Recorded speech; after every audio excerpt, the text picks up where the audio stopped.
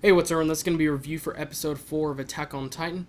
Now, this episode starts out with them doing some training, and I was a little bit surprised by the first level training that they did, which included them attacking targets and things like that.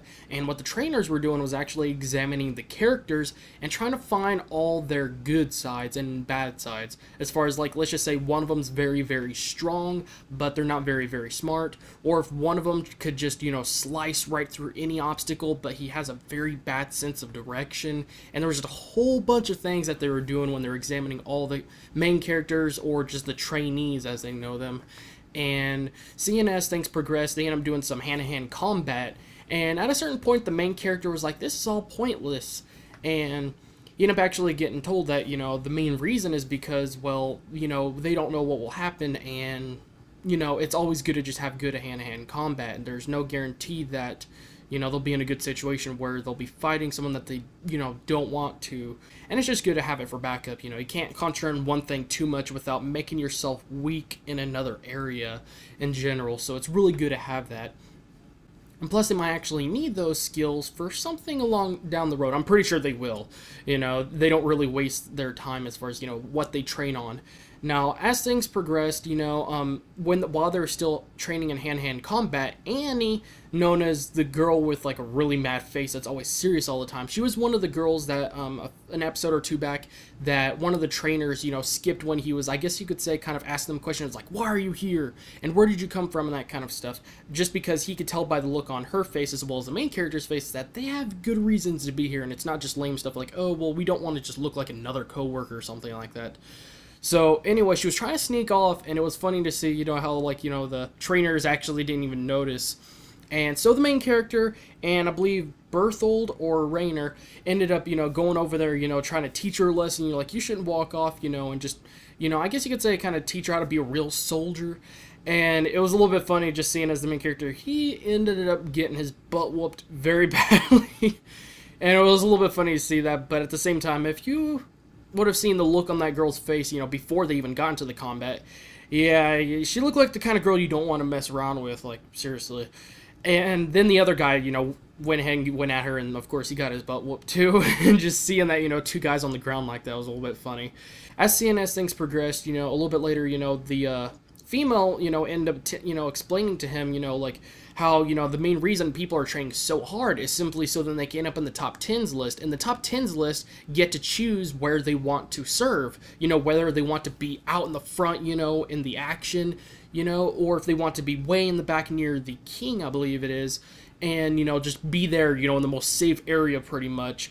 And just a lot of people are doing that, and, the main character was getting very upset, which I can see why, that so many people are training so hard just to run away and end up hiding in a place that they think they'll be more safe, which in a way doesn't make sense, because if you train so hard and if you're really that strong, you might as well make yourself more useful. But that's just one of those sayings. So, that's how, that's what happens to the top people on the top 10s list. And anyways, one thing I've heard to mention is that shortly after, those two guys end up, like, almost getting in the fight, they were about to swing fists and everything. And at least the main character got to find out that that guy has a crush on, what was her name? Mikasha, the female character, and just seeing, the jealousy and everything. And, that was a little bit funny.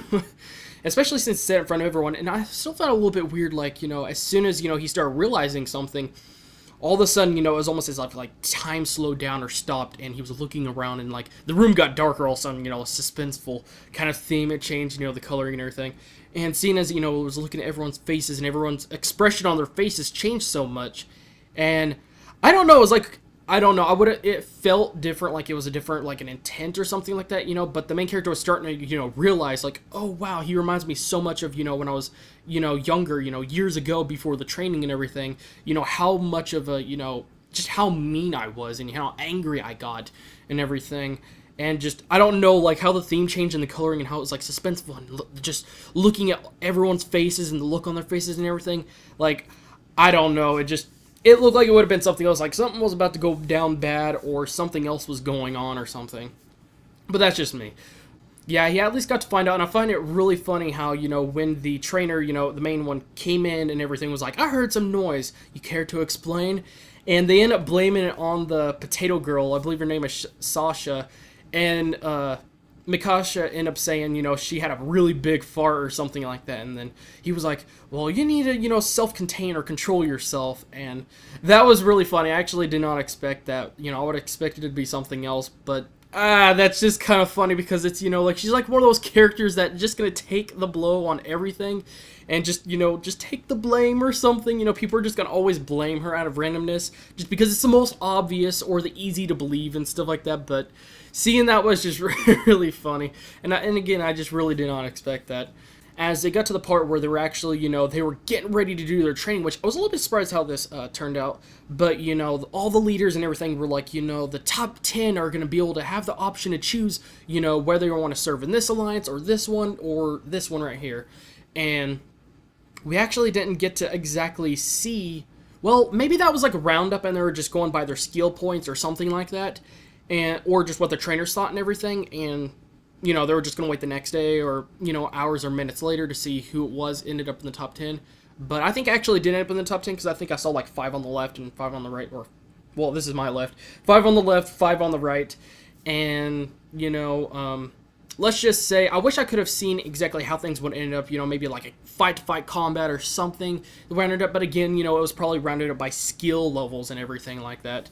But I wasn't surprised to see who was in the top 10 just because, most of the characters we gotten to know throughout the episodes, it kind of makes sense for them to be the ones to go ahead. But as, this kind of didn't surprise me, but it still kind of sucks in a way, is the guy that, the main character I'm getting a fight with that was jealous of the girl and everything that I said, I'm pretty sure is the son of that guard from episode 2. He ended up not ending up in the top 10, and he was just really, really upset and everything. I can kind of see, but at the same time, it's like, better to be him than most of these other people. I know this sounds kind of mean, but, it just kind of had to happen. And maybe he'll learn or something, or give him a reason to just keep on trying, harder, because he wants to catch up with the main character and everything. Kind of like how Naruto and Sasuke always went back and forth and everything. But anyways, as everyone graduated and everything, and all the people in the top 10 were very happy and everything, and there's this one guy, I don't think he was just kind of a random character, but he ended up walking up to the main character, asking him, who he's going to be serving, and he was surprised to see that he wasn't going to be, in the most safe area possible by the king and everything. Instead, he was going to be on the front, just ready for action, the first one to take the hit, or, to try to defend everything. And he's like, why would you do that? And he's like, we're doomed, there's no point of trying to fight against the Titans. And then the room got awkwardly quiet. It really, really did, and the main character ended up going on a big lecture or rampage, just talking about, how, even if you think that, it doesn't give you a reason just to completely give up and offer yourself on a silver platter, you still gotta try. You don't know what could happen, you don't know the possibilities, and, you just gotta try, you always gotta try, because you might end up, doing better than you expected to, and it just really it doesn't make sense to completely give up, it really doesn't. And, and as soon as he got done, going through the whole lecture and everything, he was like, did I just say all that? And he was just one of those moments, and he just ended up running off. Armin and Mikasha end up, talking to him about it and everything, about his big dream to destroy all the Titans and everything that he said at the lecture and everything. And they end up saying, that, we're going with you. We're not going to be sticking by the king. We're not just going to, be in the safe area. We're going to be on the front, ready for, defending and everything, with you and everything. And just seeing his friends backing him up and everything and being there for him was really, really nice, And, I just really love seeing that kind of stuff sometimes, It does make sense. And, I was really happy to see that. And plus, the Mikasha ended up saying, one of the reasons she wants to do that is so then he doesn't die an early death, but also so then, because, he's her last piece of family that she has, which, again, does kind of suck, but, as things, progress, the very next day, that's when everyone actually, I guess, I don't know if it was the next day or a little bit later down the line, but, pretty much when everyone was in uniform, they made their choices on who they're going to be, which team they're going to be joining and everything, or, armed forces and everything. And seeing as, most of the people or all the people ended up, joining with the main character and everyone. And they were, going to be at the front, ready for, any attack that happens any second. And that just, that was really nice to see. And one of the guys, he got embarrassed by a girl being like, he said it was my choice, and the girl was like, oh well, he thought about your lecture a lot last night after everything you said, and he got embarrassed. You could tell by his cheeks being red. But, just everyone was happy. And, oh, yeah, the potato girl, yeah, she ended up joining, too. And she got a big piece of meat, and everyone's like, why are you doing that? Why'd you take that from them?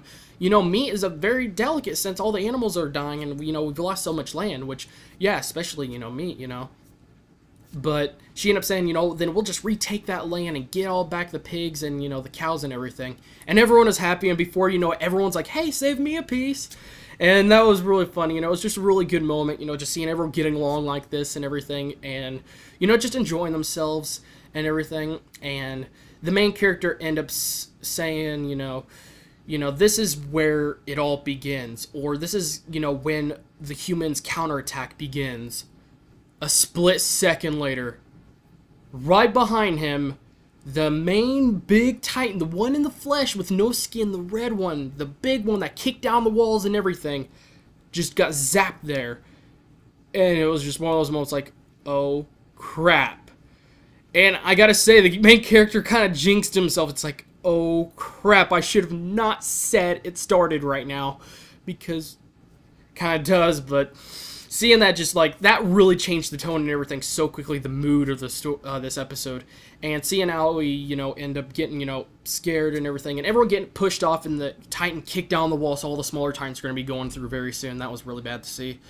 But seeing as, he, even after getting knocked down and everything, they end up climbing up the wall and everything, and they were getting ready, just for an attack, and the main character, he really got into it. He's like, this is it. This is when it starts. We got to start a counterattack right now. The Titan's right there. We've got to take him down, or, attack him as much as we can. And that's just how the episode ended, when he, was just looking him straight in the face with the just crazy look on his face, just determined look in his face, looking straight at the Titan in the face and everything, and it was just, wow.